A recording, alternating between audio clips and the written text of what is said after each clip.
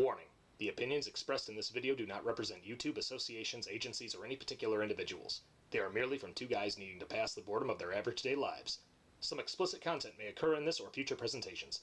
Viewer discretion may be advised, but ignored if you're into that thing.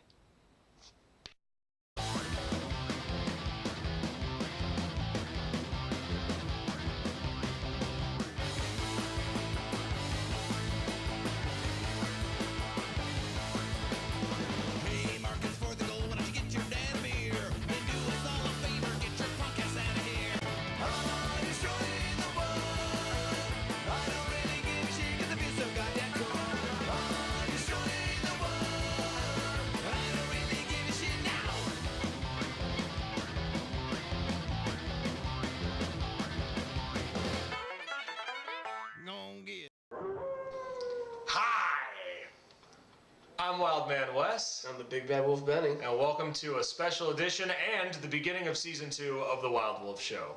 Obviously, you can see we're dressed in a specific manner. This is part one of a three-part series dedicated to the late, great Roddy Piper. The man of the hour. The man from Glasgow, Scotland. The bane of Hulk Hogan's existence. The greatest talker, greatest heel, oh yes, possibly of all time. One of the greatest people I've ever met at conventions, man. I got to meet him a couple times, got to know him real well, gave me a lot of great advice being a performer. I've tried to stick with it at the same time, you know, it's a hit or a miss. But that's why I'm doing this, and I mean, in getting advice from a man that people say wears a skirt, hey, he might wear a kilt, but he's still the man. I mean, look at me, you know, hey, see, I'm doing the little whoop, yeah, see? I have no problems with it at all, you know? Oh yeah. If you guys don't know who I'm dressed up as, I was dressed up as his bodyguard. This is my bodyguard ace right here. Cowboy Bob Orton, you see. Oh yeah, I'm Cowboy Bob Orton. I love him too, he's a great heel. Definitely works so well with Piper. You could definitely tell they were great friends. Just in and out of the ring, you could tell. They just had that great chemistry. It's the exact same way between us. You know how it is, man. All right, so we're going to do a little brief synopsis on his career, and then we're going to get into some 5 good things that we enjoyed in his career, as well as 5 moments that kind of, it wasn't that great. I mean, it served its purpose, but at the same time, hey, you know, and like I said, everyone's a critic. We're not bashing him in any way, because I mean, he had a star-studded career. Yes, he did. I mean, like I said, he's the greatest talker on the mic. Every show you see now on WWE or any wrestling, they're trying to illuminate Piper in a way. Yeah, they really are. Any interview segment. Any interview segment you are. I mean, Piper's Pit, we're going to talk about that. Probably the greatest thing Big Man ever thought of. And if it weren't for Piper's Pit, you wouldn't have Snake Pit, you wouldn't have Jericho's highlight reel, you wouldn't have the Miz's, you know, bullshit thing that he does. But hey, you know, Miz, you serve your purpose too. Oh, yeah.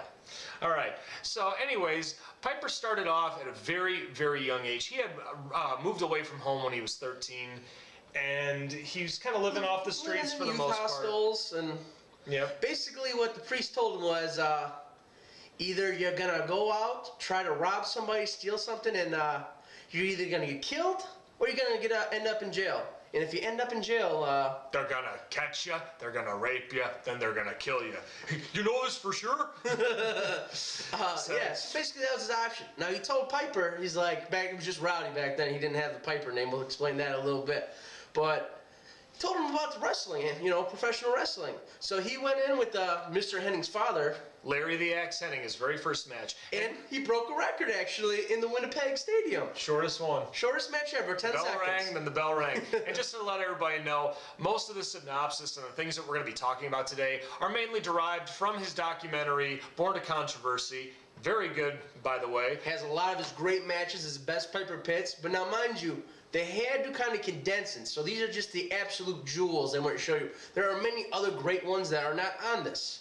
You have to look them up, you have to find them, and they're hard to find. WWE Network is the best place to go. YouTube has a lot of different videos of his from his debuts in Portland wrestling through the NWA, as well as WWE and WCW. But the WWE and the WCW videos, you're going to have better bet with the network. And I've seen a lot. That's why we love the network. Yes, we do. Yes, we do. So backtracking on that, after he had gotten his first debut with Larry Hennig.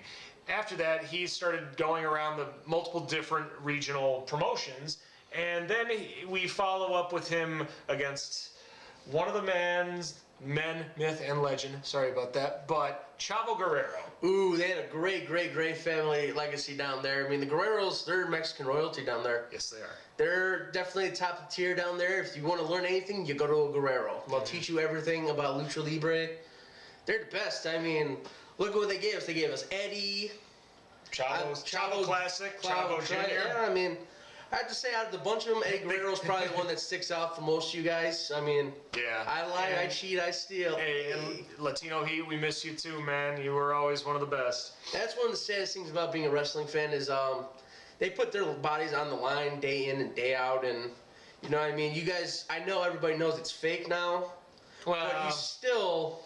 kayfabe is dead, basically. Kayfabe But is you dead. still have to take a bump. Now, he actually pro wrestled. No, I didn't pro wrestle. I just managed a little bit in there you independent league, and then of course, my ass got handed to my, I was learning. Yes, I was learning That how to ended do my it. career. I was learning how to do it. So I can tell you, taking bumps, taking hits, it's not fun. I mean, you do learn to take them properly, and they don't hurt as bad, but they still hurt. The next day, you are sore. Yeah. So the next time somebody tells you wrestling, that's fake, it don't hurt. Yes, it does. Watch the first season of Tough Enough when they're basically running back and forth between the ropes. You'll see underneath their arms all the rope burns. I mean, that alone is bad. So, it hurts. I mean, so that's what you got to give it to them. So all these wrestlers we're talking about, a lot of them are dead. I mean, they just put their bodies through, and then if they had demons. Yeah. I mean, so we just want to point that out to you, that these guys, greatest entertainers on the planet, they do this through maybe 300 plus days a year. But they go through a lot of hardships in and out of the ring. And why do you think that they have to have that little warning, do not try this at home? And Piper was no different. Roddy Piper is probably one of the toughest guys ever. Most wrestlers will tell you he's one tough son of a bitch. Yeah, and we'll get into that, especially with some of the matches that he had had in his career. Oh, yeah. And backtracking, when we were talking about his career going up against Chavo Guerrero, after that, his mainstream within the U.S. had to start off with Portland wrestling. That's where he really became. He was more of a babyface over there. He was a babyface, he was very loved. In fact, actually, when he went to the WWE finally, back then as WWF, when they went to Portland, he didn't want to wrestle. He didn't want to put himself over. He refused to because the owner of the company was like a father figure to him. And like we said before, he left home at 13. Judo Gene LaBelle. Judo Gene LaBelle helped train him. He trained him. Trying to think who ran in Portland. I'm trying to remember now too, but anyway, but yes, he didn't want to put him over, and that's just the kind of guy he was. He was a man's man. He had that respect. Yep. He would not make the company that basically took him in, gave him the ropes. Yep. And what helped in that situation was later on after Portland, he went down to the Georgia Championship Wrestling and started to work with a man that we know as the Man, Nature Boy Ric Flair. Actually, woo! Nature Boy Ric Flair. Woo! Yes. Yeah. They had a lot of great shoot matches too. Yeah, they're another two guys that you can tell if you've ever seen the Hall of Fame when they got inducted. They just had nothing to say but great stories. Oh yeah. I mean, it's cool to see. In all their documentaries too, they always have really funny things to talk to about their funniest moments ever. And I'm just he started working with Ric Flair, and that's when it took off because Ric Flair was the man at the time, and here's Piper who can talk better than anybody. I mean, and hold his own in the ring. Oh yeah, and like I said, he's just a phenomenal wrestler. I mean, one of his greatest matches we'll talk about, where you actually get to see how technical he is, was against Bret Hart for the IC Championship. Yeah, WrestleMania 8 in 1992. So, I mean, everybody up to that point, most of the fights that Roddy got in really hadn't been pinned to that point. It was a lot of DQs, or he won. And a lot of the matches, especially in the late 70s to early 80s, one that we'll be talking about in depth later on is an infamous dog collar match against Greg the Hammer Valentine. Because of that match, Vince McMahon Sr. said, yeah, we want him. Oh, God. We want him in WWE. Let's put it this way. That match was so brutal, he lost about, 60% of hearing in his left ear? 40%? At least 40. Something like at least 40%. Still, so he lost his hearing in that match. Mm-hmm. And then moving on to basically what is known as his the highlight of his career being in the WWF, WWE, but we say WWF because this was 1984. It was WWF. It was, guys. Sorry. I mean, I grew up mostly knowing WWF up until about 2003. That's when I was going into college, so I just figured, what the fuck? It's WWF to me. It always will be. Yep, always will. All right. So now we get into the whole rock and wrestling connection. Oh yeah. So I mean, this is really what made wrestling mainstream. It was this. It was. Yeah, because it was the MTV generation. Music was going in with a lot of pop culture figures. I mean, Hulk Hogan obviously was the 80s. He truly was. And then when you have people like Cyndi Lauper, that was high point in her career doing music. Yeah, she had just done Girls Just Want to Have Fun. Girls Just Want to Have Fun, and then she went on in 1985 to doing the theme song to The Goonies. Yeah, which is another great movie from the 80s. So I mean, we got to think at this point back in the 80s. I mean, wrestling. If you knew wrestling, you had to be a diehard fan. You could only go to. Yeah. So, you had to know where the stadium was. And this is at the pinnacle of when wrestling was wrestling, and Hulk Hogan was. I hate to say it at times because of some of the heat that he's been under in the last 5 years, with things he said, things he's done. Let's put it this way: if you take away his personal life and just look at his wrestling life, Hulk Hogan, they call him the wrestling god. He really is. He may not have been the most strategic wrestler in the ring, but his performance as just acting alone was so that's phenomenal. what you got to look at. You got to differentiate. And don't look at his personal life, because, there's a lot of good, stars, in rock and, music, movies. They may be terrible people in real life, but they're really good at their craft, how to perform. Yeah. And during this time, within 1984, Hulk Hogan became the world champion by defeating the Iron Sheik, who was considered the biggest bad guy of all time. And at that point, if Hogan's the champion and Iron Sheik was the big bad guy that just got dethroned after beating Bob Backlund a while back, who's going to be the next one? And Roddy came in with a vengeance. Ooh. A vengeance enough where he, not alone, he hit Jimmy Snuka with a coconut. He berated everybody on Piper's Pit, including the late, great Andre the Giant. And one most important thing, he kicked Cyndi Lauper. Oh, he did. He may not have really kicked Cyndi Lauper, but it looked real. There's a funny story behind that too. When he was getting asked to do it, he's like, can you kick Cyndi Lauper and not her? Sure, I can kick her, not her. I can put her bad teeth in the back of her head. What's your point?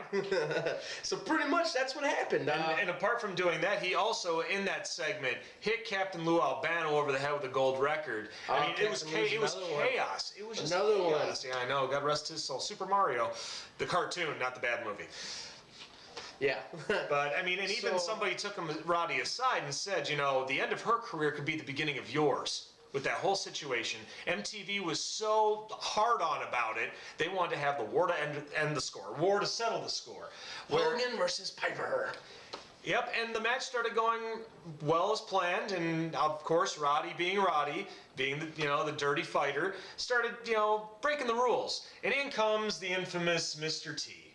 Not necessarily infamous, but he was infamous at the time after being Clubber Lang in Rocky III. Yes. But he was also famous for being on the A-Team. So he was a hero and a villain, and Roddy Piper really did not like this guy. They did not like each other. So the disdain they had in the ring was real. They hated each other. Yep. For example, when Piper came back, when the new A-Team movie came out with Rampage Jackson. Oh, yeah. Rampage came dressed as Mr. T, pretty much, as his character, B.A. Baracus, and Piper... No, not again. Yeah, it was great. It was great. It might have been scripted, but it was funny. Oh no, because he was thinking, he's like, no, not again. Well, but then again, Rampage Jackson, nobody likes him either. I don't, but he's an all right fighter. He has excuses. I'm being generous. Every time that he loses, he has an excuse. I've got a cold. I wasn't feeling good. My back was messed up. Everybody's back is messed up. Everybody gets hurt in or outside of that octagon. Rampage. Suck it up, Sally. Seriously. So Mr. T and him had a couple matches. We won't, talk about the boxing match. Basically, now Piper, like I said, he's a tough guy. He grew up on the streets. He knows how to fight. He's Golden Gloves. Golden Gloves, he was a black belt in world-class jiu-jitsu. Jiu-jitsu, he's good at judo. So he was a legit badass. You would not want to fight this man one-on-one unless you're as equaled No, I mean, even when I got to know him through the convention circuit, I mean, you could tell it's like he didn't need people to, be security for him for his protection. They were protecting people from Piper. So that just goes to show. I mean, at that point, he was in his, basically early to mid 50s. And so obviously at that age, if he's needing security so people don't get hurt by him, that says something. Let's just say another thing too about Piper. All the other wrestlers, like if you ever watched the Legends House on the network, nobody wanted to room with Piper because Piper's so fucking crazy. Yeah. I mean, luckily Hacksaw Jim Duggan did. I mean, he's crazy too. Hacksaw's a trooper. I love Hacksaw. But we're gonna fast forward a little bit. Piper obviously, headlined WrestleMania 1. He was at WrestleMania 2, 3, and then he took a little break at WrestleMania 4. Another good thing about Piper is he's a family man. Mm-hmm. He got married. He finally had some kids. I mean, that was his family. He loved them so much. Mm-hmm. He never had a family, so he was so happy. The only family he had at the time was all his wrestling brothers. Yeah, at the conventions, that's all he ever talked about. And then his family. I got to meet his son Colt, and then 2 of his daughters. They are really nice. I mean, they're pretty much like salt of the earth. They're just nicest people you could ever meet.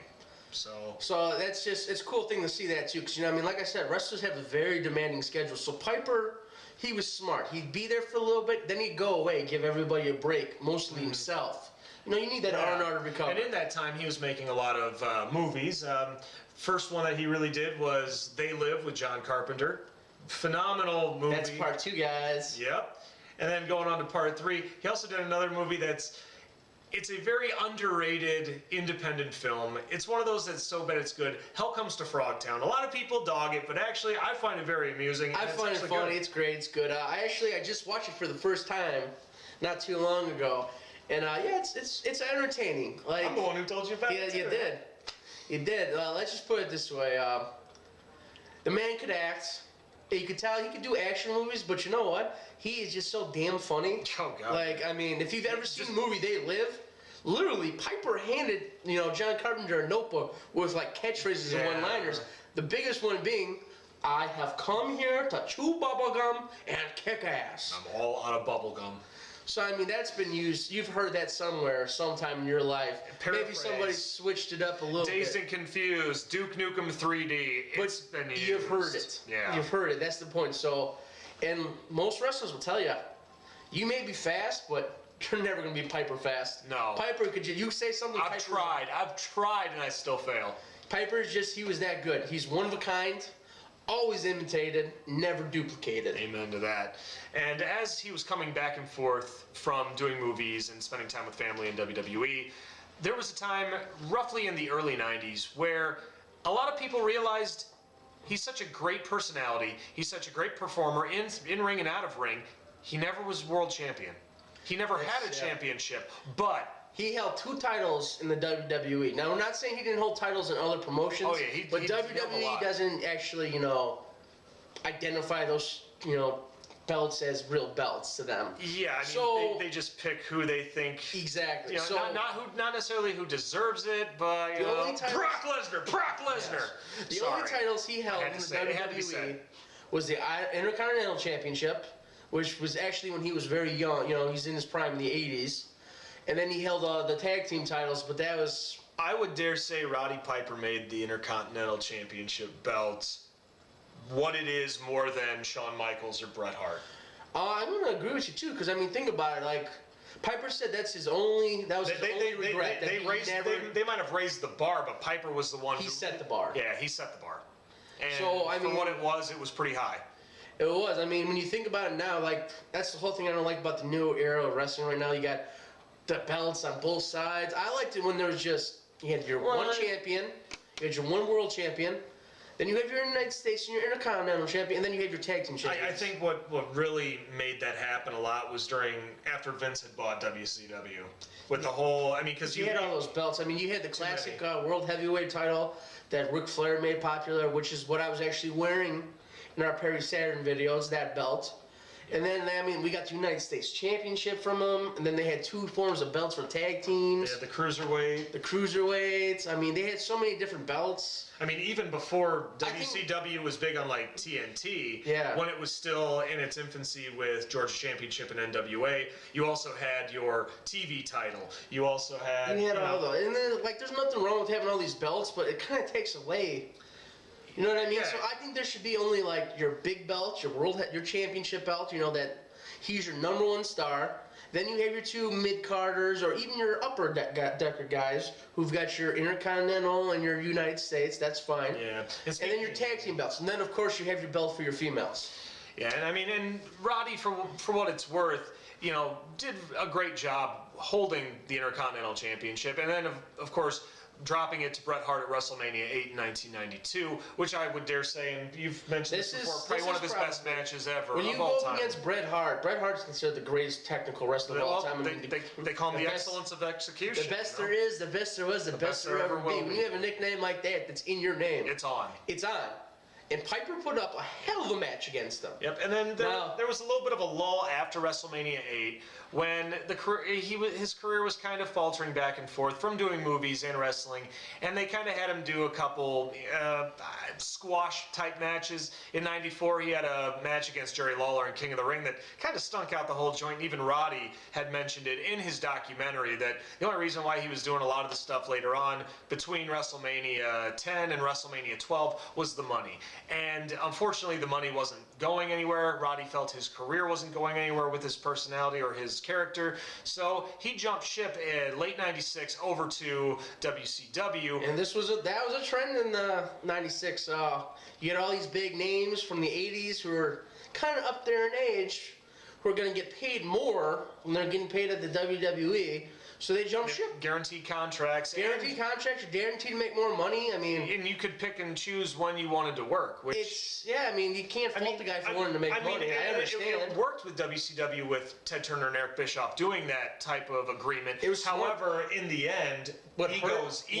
Well, you know what killed WCW was they had all these old stars. It's like that's cool, but you need to start pushing younger guys. I agree with that, but at the same time, I still say Vince Russo has a hand. Well, Vince Russo kills a lot of things, but we'll talk about his ass later. Yeah.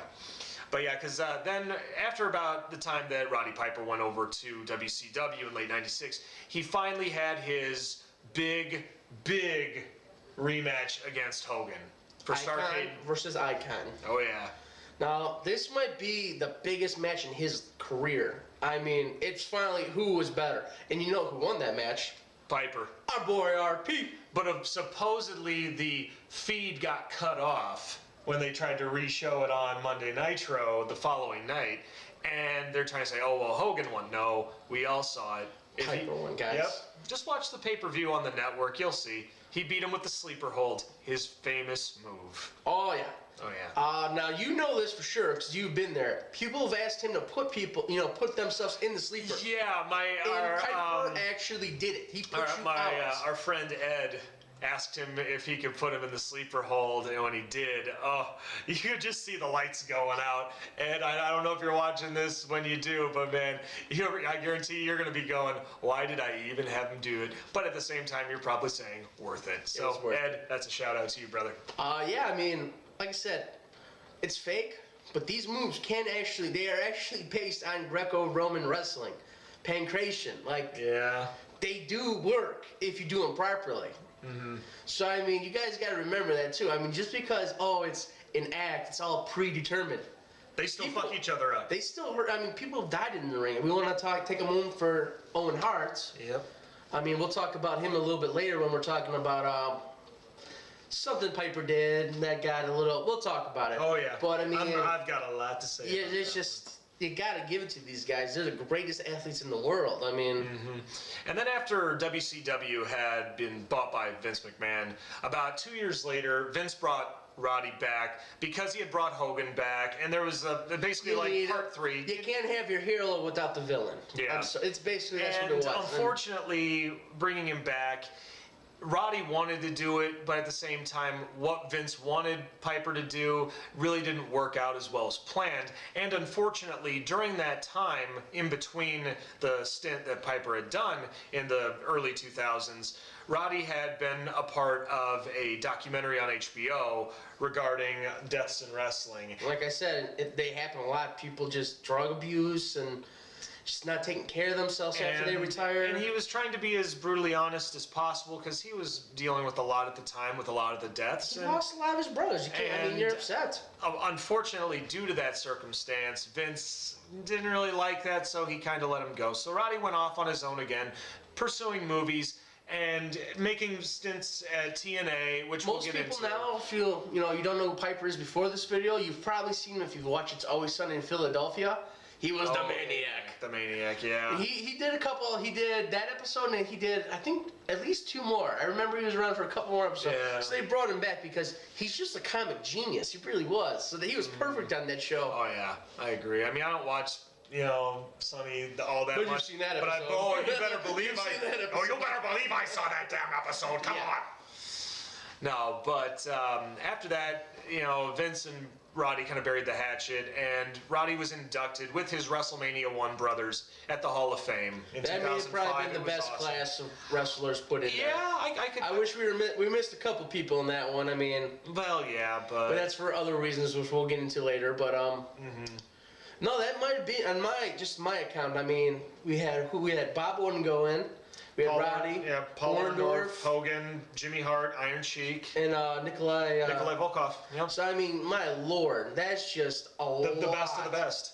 That is just a lot of talent on that stage at that time. I mean, then you had the wrestlers who were inducting them, like Randy Orton did his father, Ric Flair did was Piper. Yeah, I loved how Ric Flair inducted Roddy Piper. I mean, it was great just to show you how good of friends they were. Yeah, so I mean, at this point now, we've seen Rowdy as the best of them, and he left us with a good thing, though, after he was done. He's like, there's one thing I know. My name is Roddy Piper. And you ain't seen nothing yet. So he just wanted, because, he felt that when you get to the Hall of Fame, it's just like, that's pretty much the end of your career. Yeah. And Piper wasn't done yet. But at least he pursued other things as well as doing movies. He also did voiceovers in TV shows, in cartoons for the most part. Cartoons. I mean, I love him in the Hogan's Heroes episode of Pro Robot Chicken. Oh, God. Roddy, we need your stealth here. All right, Piper. Gotcha, Hogan. Hey, you fucking Nazi. How are ya? Yeah, that's great. Oh, man. Yeah, but I mean, a lot of things he did, in the mid to late 2000s, or almost into 2010 was great. Yeah, I mean, and the only thing I did not like in his run in the 2000s was his Sean O'Hare angle. Yeah, I mean, we'll get into that. Yeah, I mean, at least the one thing that I did love after, right before his death, he was actually helping out training people with wrestling as well as MMA. He's known most importantly for training Ronda Rousey. And she took his namesake. She's known as Rowdy Ronda Rousey because of Roddy Piper. He allowed her to. He said she was that good. So that's one thing. Yeah. And then, unfortunately, on July 31st, 2015, man, that hit me hard. That hit me hard. I remember the exact moment. I was working. I was watching TV. I had nothing going on, so I'm on my phone at work, and I'm friends with WWE on Facebook, and it just came up. I'm like, no. Like I said, I've never got to meet the man. He's my favorite wrestler. I wanted to meet him for so long. I mean, I got to know him, like I said, decent amount from working at conventions and whatnot. And I'll tell you, man, he was honest with you. If he didn't like you, he didn't like you. But I mean, if you actually treated him like just a person and not just like starstruck big fan, he was cool with you. Just talk to him, yeah. Most of these guys, some of them do have those massive egos where they want that. But most of them are just regular guys. I mean, he was just happy to be there. Are a few wrestlers that I would say do not approach because they're assholes. Yeah, I've met quite a few. Just to name a couple: Brock Lesnar, Bubba Ray Dudley. I mean, some of these guys just don't want to be bothered. Yeah, I mean, when I was at one convention, I mean, like Kevin Nash, it was just hit or miss. I mean, Kevin Nash, for the most part, he's all right around people. It just depends on the money for one thing, but. The one time that I bumped into him, it was when Scott Hall was supposed to be there, and he was having his personal demons run amok. And I can understand why he was being a jerk to people, but at the same time, the show must go on. But I mean, I'm not taking that away from Kevin Nash, calling him an asshole or anything. I'm just saying that he's having a bad day, but you do got to be professional. Pick and choose your battles, especially with your fans, because people come there to spend a lot of money just to see you. I mean, shit, dude. Looked up to him, As little kids, man, you see these guys, they're freaking huge. They got muscles on muscles. They're like superheroes to you. Yeah, they are. So then, some of them still are to this day. And then some of them, you meet them and they let you down. It's like, damn. I mean, you can't blame them. They're not claiming to be superheroes, but you gotta remember, like, in kids' eyes, like, oh my God, look at you, you're so strong, you're so powerful. I want to be like you. Mm-hmm. So I mean, you gotta remember. I was like that with Hogan and Warrior and Savage. You always gotta remember, these kids look up to you. You give them a negative experience, you can really do a number on them. So just keep that in mind. Well, that being all said, this is kind of our synopsis on Roddy Piper. We're gonna talk very briefly on some of the good, 5 good and 5 bad. We've been doing that a lot lately. We try not to, but in this case, this man deserves it. This was hard. This is probably one of the hardest lists to do. We've had this episode ready for 2 weeks talking about it. More than that, probably a month. A month. I think when we first decided to do our channel, we're doing an episode on Piper. Yeah. So since we started this channel, we've been doing research. We put the hours in. I mean, this is probably the biggest one that I've researched the most into. Yeah. Most of it I kind of I'm like, oh, okay, cool, here's that. But this one I had pen and paper, I was taking notes. Like if something caught my interest, I'm like, write it down, we'll look into it more. Piper's a big guy for me. I mean, he's my favorite wrestler of all time.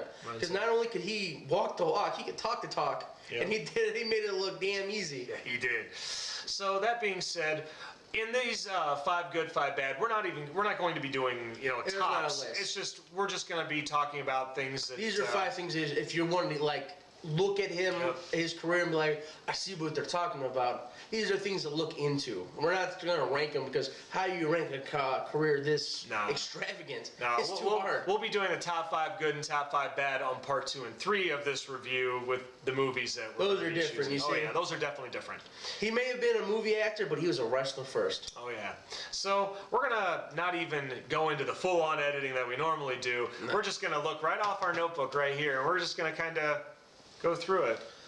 The first one that we're going to talk about has to be his IC when he had the Intercontinental title. I mean, it was about time a belt got put on him.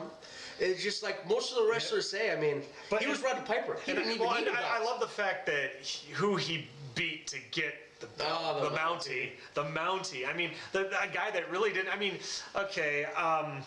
Was it Jacques Rougeau? Jacques Rougeau. Yeah, because Raymond was his brother. Yeah, Jacques Rougeau, known as the Mountie, decent wrestler. He was a decent wrestler, but championship material at the time in 1990, 1991. I don't think he was ready for it. I don't think he was ready for it either.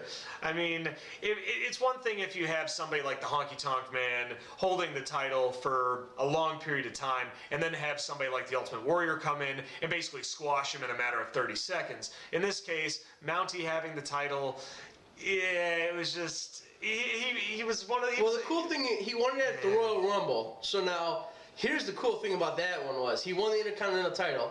Then he was in the Royal Rumble, and he could have, if he would have won that, he would have had a chance to win his heavyweight title. Yeah.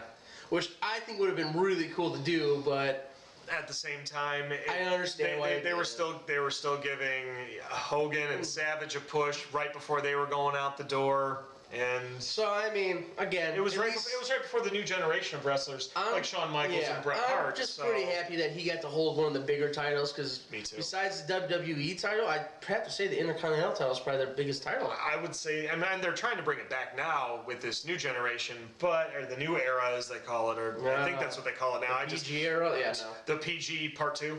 Yeah, I really don't care for that. But no, so yeah, we have to mention that because, like I said, he only had 2 different titles that the WWE recognizes, and that's the Intercontinental title and the Tag Team titles. But I don't really look at that as it's kind of just to give it to him because it was like later on in his career. And who did he win them with? Ric Flair. He won them with Ric Flair, and it wasn't like they were in their prime. They were older. It kind of came back as like a little legend thing, So it's not that I didn't like that he got another title, but why not give him the WWE title, even if he loses it the next night, just so he has it? I mean, So yeah, we have to talk about that.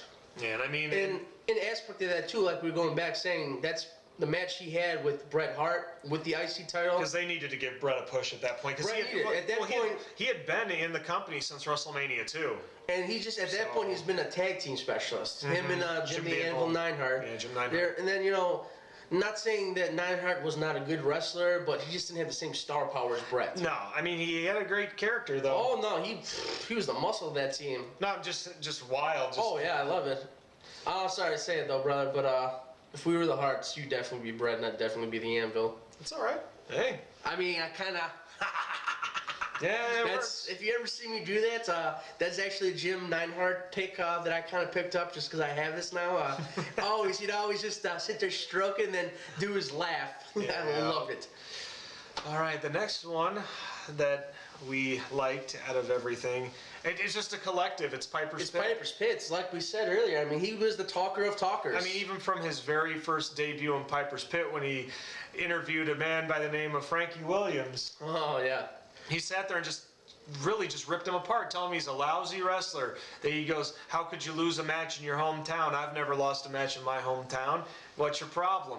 And then Frankie starts getting madder and madder, and Roddy just smacks the crap out of him and throws him off stage. And Frankie keeps trying to come back, and Roddy was just wanting him to do that so he could just beat the shit out of him. So, yeah, I mean, all the Piper Pits are great. And that started that very first catchphrase of his, just when you think you've got the answers, I change the questions. He's got so many good one-liners in there. Like with the Andre one. Andre picked him up, because he was getting... God, and it was like, you do not throw rocks at a man with a machine gun. Piper, to this day, doesn't know where that came from. It just came out. Yeah. Like I said, that's just how fast he is. I mean, he should have been a stand-up comic. He did start doing that in the later years, like he did, actually, a couple years before his death. But that's just how fast he was. I wish I could have seen that, but... That's just how fast he was. None of his stuff was scripted. No. This is basically what they said, like, this is your guest, have at it. Vince McMahon had that much faith in him. He's like, oh, here's your show, here's your guest, do what you want to do. The craziest ones ever had to be when he was bringing out the stereotypes between either, like, Junkyard Dog and Bruno Sammartino. Oh, my God. Man. That was pretty intense. Bruno Sammartino, the living legend, got dogged by the greatest mouth of all time. Yeah, he did. But... we're gonna... the next one that we've got... this is the one this man's been waiting for. This happened on an episode of TNA, and Roddy made a special appearance, supposedly not known to anyone. Whether this was a real shoot interview or not, it needed to be said. Vince Russo is the fucking devil. I don't care. As much as, there are times where I used to think that Kevin Sullivan was the devil because of the possible conspiracy that he might have killed, Chris Benoit and Nancy and their son. But no, Vince Russo, when it comes to writing, you are the devil. Come on, you had David Arquette as world champion. What the fuck were you thinking? Well, let's put it this way, too. He put the belt on himself. How big of a douchebag are you? Well, but then Vince put the belt on himself. But then again, I think Vince put the belt on himself as kind of a middle finger to Vince Russo. Pretty much, but at the saying, same time, okay, you can do that, I can do that too, huh? And Vince McMahon, though, there's a big difference between Russo and McMahon. McMahon, he's actually been in the ring. You know what I mean? He's not the greatest wrestler. He's just a brawler. But shit. At this point, I think Roddy was dealing with a lot of darkness because of a lot of people that had passed away. Owen Hart, Kurt Hennig, Rick Rude. The list goes on and on and on. You gotta remember. Roddy goes into the TNA ring and starts talking about his career and his life. And he talks about how Vince Russo comes in and writes a whole lot of bad stuff for any company that he works for and destroys companies. He damn near put WWF under. He sure as shit ruined WCW. And TNA, now that he's gone, it speaks for itself. But Roddy straight up said, with all this bad writing, hey Russo, did you write in the part where my cousin Owen died? And a chill hit the room.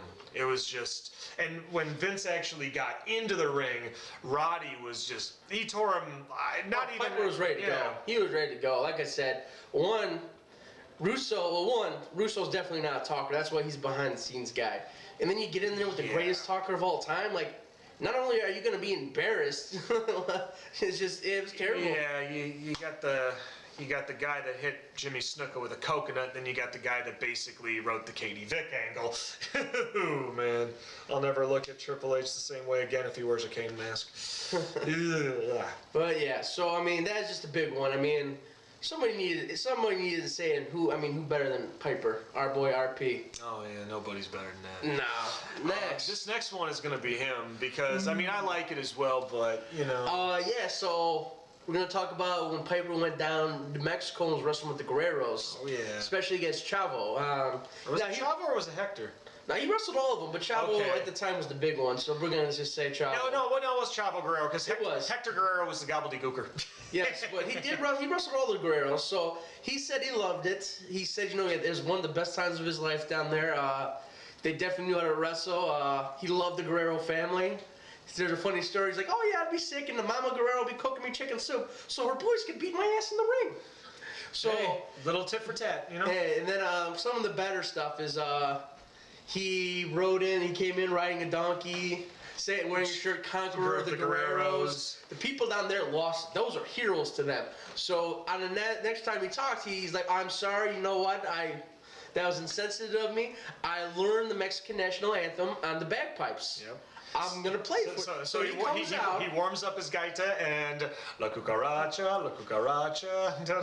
Now Mexican people were throwing chairs that are bolted in the ground at him, and this is the point where another one of those moments where he used stereotypes to really be hated. And there's just the point in the time that Piper knew it was time to get out. The best part of that too was he was in a bull ring, so once it's closed, you don't know where the hell the door is unless somebody opens it. So Piper kind of got into some trouble, but that's what makes him that much of a because he made a whole lot of money playing it safe. Yeah, heck. No, he did not. I guarantee if he was alive and you asked him would he do it all over again the exact same way, he would. Oh yeah, he has no regrets. No regrets. Other than the heavyweight championship. That's the only regret I've ever heard that man ever talk about was that he never got the big title, which is sad. But like most wrestlers said, he didn't need it. He had the star power. He's a champion in my book. You know what? Say. The Rock says he's the people's champion. No, Piper's my people's champion. He's the first people's champion for that. Yeah. Because like I said, he's a villain, and everybody loved him. Oh yeah. Usually you hate him. I mean, you might have been like, "Wow, I can't believe you just did it," but you're like, "He did it." Yeah, and one of the last things on our good side is probably one of the reasons why we loved him so much.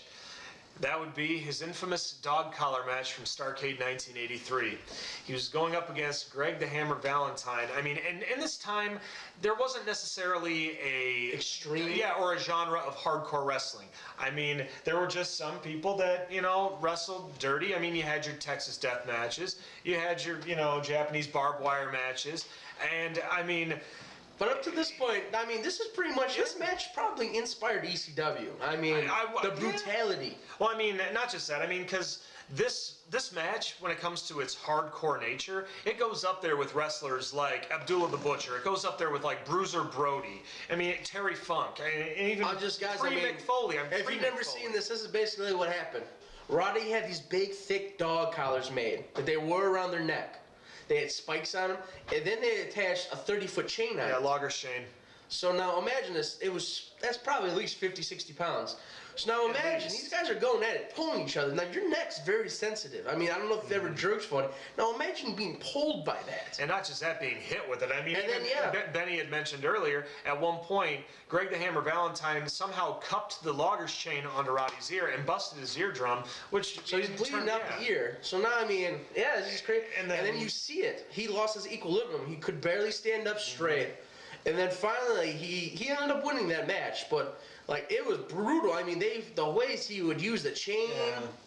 Like, I mean, this is one of the greatest matches of his career, just sheerly for the brutality. And he even said, he's like, you know what, it got me where I am today, but if I could not do that, that would have been great. You could have called that one in. Yeah, he was asked if he'd ever do something like that again. He's like, oh, no. No. Nah, and I don't blame him.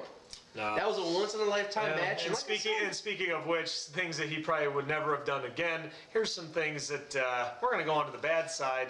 Now, mind you, this is just our personal experience saying why we didn't think it was a high point. Yeah, we're not saying it's the complete worst or the most utter epitome. No, it's just, these are just things that we personally feel like maybe weren't handled the right way for Piper. Yeah. And if there's anything from his career that you liked or didn't like that we didn't bring up in this episode, we had a long list. Like I said, we had had a very long list. It was very hard to find, just 5 things to talk about that really stood out as his career. Mm-hmm. If you have anything that you'd like to bring up, just leave a comment in the section below, and then maybe we can visit it again and talk a little bit more, or just talk about a lot of wrestlers in general with good moments, like botched moments or things like that. Which in this section we're going to get into that as well. All right. First one we're going to talk about is the angle with Sean O'Haire. All right. Now Sean O'Haire, rest his soul. Yeah. He was a good MMA fighter. Nah. I wouldn't say he wasn't terrible. He got his ass handed to him by Butterbean. Everybody got their ass handed to him by Butterbean. Yeah, Bart Gunn did too. So let's just put it this way. He was an MMA fighter, came over. He had the look of a wrestler, I'll give him that. I mean, he was a decent wrestler in WCW when when he was tag team championships Chuck Palumbo. Yeah. So I mean, he had a pretty good run in WCW. It's just even when they were falling down. Yeah. See, one of my biggest things with Piper is I like him to be the centerfold, and he wasn't here as more or less just to give Sean O'Haire more star power. Yeah, he was more of a mouthpiece.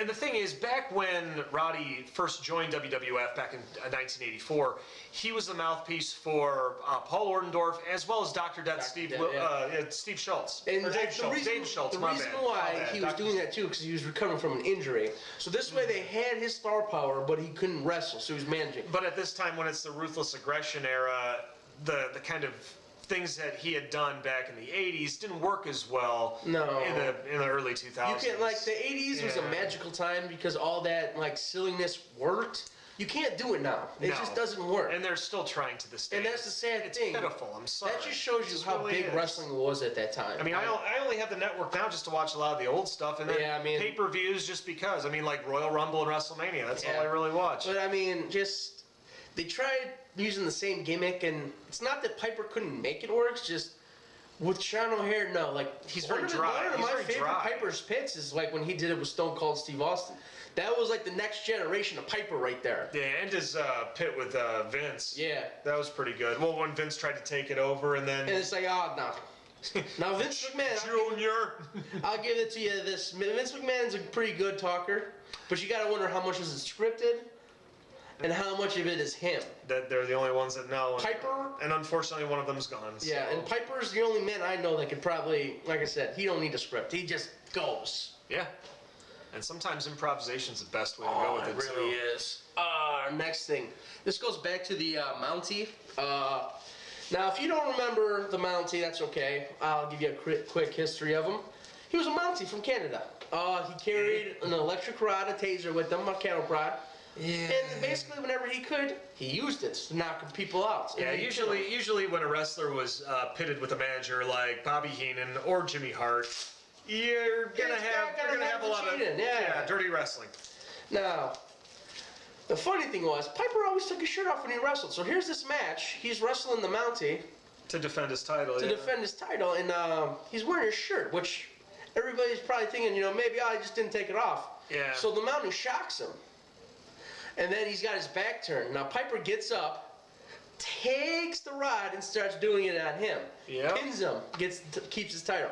Takes his shirt off. He's wearing a shockproof vest. I couldn't get over it. I mean, literally, I was about 7 years old watching that, going, "Why does he have a shockproof vest on?" I mean, 7-year-old me didn't really understand it because I'm thinking, okay, the Mountie's got the cattle prod, but still, I'm thinking to what I was so used to growing up watching, certain wrestlers. They had their specific timing of how they went into the ring, how they took off, or how they had their, costumes or outer ring gear. Perfect example would be John Cena. Every time he comes to the ring, he's taking his hat off, throwing it to the fans. He's taking his shirt off. Piper and he always salutes and goes that way. Yeah, Piper did the same thing. He'd get in, take his kilt off, do the little dazzling thing, throw it to the side. Then he'd take his shirt off. Now, he got in the ring, took his kilt off, didn't take his shirt off. That should have been a sign right there that something was going on. Yeah. But little us didn't know any better. And then, when he rips his shirt off. It's just the whole shockproof thing. That was kind of hokey. It was, yeah. So it was a little hokey. That's all we're going to say about that. Like I said, it's not a terrible moment. It works for the storyline, but at the same time, it's it's a little goofy. Yeah. Well, that's not as goofy as the next one we're actually going to bring up. The next one His WrestleMania 6 when he went up against Bad News Brown. Now, Piper has said many times, Bad News Brown, terrific judo player, terrible wrestler. Yeah, lousy wrestler. Very, very stiff in the ring, and you can see it. Now, if you don't know what being stiff in the ring is, it's basically when you land a punch really hard, or a kick, or an elbow, something like that, where you're not trying to be safe. You're just trying to hurt him. Yeah, and sometimes when people do that, be prepared for what's known as the receipt. You're gonna get your comeuppance. You're gonna get your comeuppance. So we're not talking about that though. That's not what we're talking about. So Roddy Piper, he did an interview. He's talking to Mean Gene, and you only see half of his face. He's like, "Oh yeah, the hot rod. I've been called that. I've also been called the hot Scott." And you turn and you see that half his body's painted black. Well, and backtrack on that too. What had happened was the Royal Rumble in 1990. Bad News Brown got eliminated from the ring, and then after he got pulled out of the ring, he pulls Piper out. So that started the whole feud with them. And Bad News Brown did what every other wrestler at that time that had heat with Piper would do. He would sit there and call him and says, "I don't care whether you're a guy, whether you're a girl," and basically he made fun of the kilt, and that is the one thing you do not do with Roddy. You do not call his kilt a skirt, because you call any Scotsman's kilt a skirt, they are going to fuck you up seriously. I'm sorry, it's going to happen. So that brought in, okay, well, Piper figured, well, if he's going to sit there calling me a guy or a girl wearing a dress or everything, well, I'm white. Well, maybe if I paint half my face black and act like I'm Michael Jackson. And yeah, now Piper, by all means, is not a racist. No. People want to say that, oh, that was racist. Well, they tried to pull that on him with Mr. T, which we'll get into later on as well. But yeah. So Piper's not a racist. Are you kidding me? He grew up all over the world. Like, he lived in Glasgow, he lived in Canada, he lived on an Indian reservation. Yeah. He was not a racist. He just took the game. He thought it'd be a funny idea. And I mean, it was funny trying to watch him do the, Michael Jackson. It looked more like a disco dance. But the funny story with that too is the makeup that he had on, it was supposed to come off with the solution. Well, it was Andre the Giant and Arnie Skoland. They took the solution, poured it down the drain, and put water in there. So the lady's like, literally, she's like doing this, for a while. And then Piper's like, I'm bleeding. Can you stop? So Piper had to walk around for a while in this paint. Yeah. And the best story I've ever heard was he's got a big Mickey Mouse under his arm. And a Halliburton. And he's drunker than hell, and he's going through. And he's mean, yes. He's going through the airport. Everybody's clearing the path for this guy, because you're not going to get in front of him. And the person at the counter says, like, you're going to check Mickey. He's just give him a first class seat. He told me that story too. So Piper, yes, like I said, it's funny. He said it took him like 3 weeks to get this paint off. Just sitting in the shower scrubbing with a toothbrush. Yeah, I couldn't imagine. So, talk about a joke that went wrong. And, Yeah. Well, speaking of fucking up, we got one more on the bad side of the list. This is probably the worst of the worst. Like, if we had to decide on number one, this would have to be it. It's his interview with HBO. Yeah, I mean, granted, it's not that he did something bad. It's just the situation. You know how TV people are. They want to make a big story out of it. So, of course, they asked them normal questions probably. Like, Mr. McMahon even said it the best. He's like, I'm sure they went in there just, what was your favorite match? What was your worst match? What are your high points? What are your low points? Yeah, and then they pulled, again, mind you, this is a time all his friends are dying. So he's in a very, very dark place. He's upset. He's losing his friends. Then they asked, he's like, why are all these people dying? And basically, he just said that the promoters aren't really taking good enough care of him. And supposedly, they had asked Roddy, does all of this rest on Vince McMahon's shoulders? And supposedly he said yes, but there is no footage of that. Even Roddy said that he's even told people that he's got all 6 hours of the footage of them. So yeah, they have 6 hours. The interview was what, like half hour or an hour? About an hour long. So I mean, where's the other 5 hours? Well, why'd you only show this? So they picked and choose what they wanted. Yeah. So like I said, you can't blame Piper for that. He was just being honest. Well, because when HBO had told Vince McMahon, he had said that even though there was no evidence. There were no actual footage. I mean, they can show Vince those tapes. I mean, that's usually what they do. They interview one person and then they show video clips of that to the person and then and gauge a response. But they never had footage of that. So that in turn really, really screwed up the relationship between Roddy and Vince for a little bit of a time.